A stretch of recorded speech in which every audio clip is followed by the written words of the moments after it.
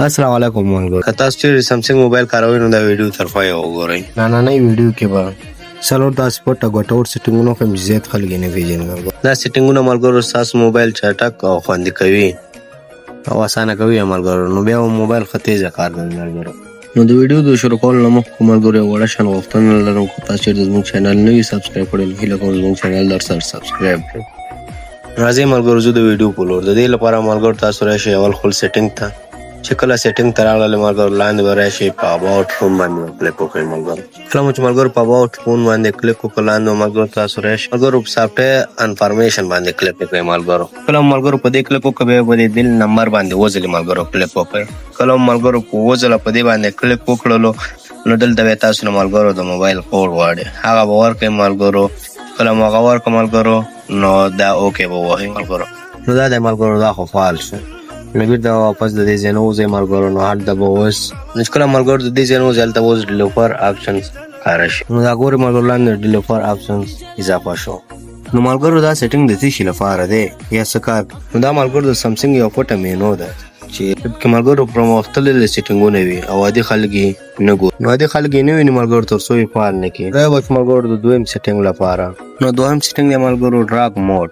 ډارک موډ ملګرو د سکرین رنګ تور. ډارک موډ ملګرو د شپې لپاره ښه دی تر څو د چا سترګې خرابه نه شي. ډارک موډ ملګرو څنګه فعال کړو تاسو به راشئ ملګرو سیټینګ ته او سیټینګ کې ملګرو په ډسپلی باندې کلیک نو ډسپلی باندې ملګرو کلیک وکړئ ډارک موډ به فعال کوي.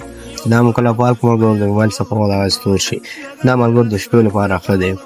نو هغه ملګرو چې د شپې زیات موبایل کاروي نو دا د فعال کړي. دریم ملګرو راځو بیټرۍ پروټیکشن ته. نو دا به شي ملګرو سیټینګ ته دلته به بیټرۍ باندې کلیک وکړئ. بیټرۍ باندې کلیک وکړئ ملګرو. چې ملګرو په هغې باندې کلیک وکړو دلته به لاندې راشئ ملګرو. لاندې چې راغلئ ملګرو او ملګرو د بیټرۍ پروټیکشن خلاص کړئ آن به کړئ ملګرو. نو کله مو چې ملګرو دا سیټینګ آن کړلو نو دا آپشن ملګرو د بیټرۍ عمر اوږدوي. کله چې فعال وي ملګرو موبایل په ځینو حالاتو چارج تر ټاکلي وخته پورې محدودوي تر څو بیټرۍ زر خرابه نه شي ملګرو. د څلورم سیټینګ لپاره ملګرو راشئ سیټینګ ته. دلته ملګرو د سټوریج چې معلومیږي په دې باندې به ملګرو کلیک وکړئ. نو چې دلته راغلل ملګرو دلته به هغه باندې کلیک وکړئ ملګرو. دلته به باندې کلیک وکړئ ملګرو. پر سټارټ باندې ملګرو کلیک وکړئ دغه دوه آپشن به فعال کړئ ملګرو. نو د دې سره چې کېږي ملګرو د دې سره دا کېږي نو د دې سره ملګرو موبایل اتومات سټارټ کېږي. نو موبایل به خپله سټارټ کېږي ملګرو سیستم به یې تازه کېږي بیا به فعالېږي. دلته چې ملګرو څومره وخت ورکوي په هماغومره وخت وروسته موبایل خپله یو رسټارټ اخلي ملګرو.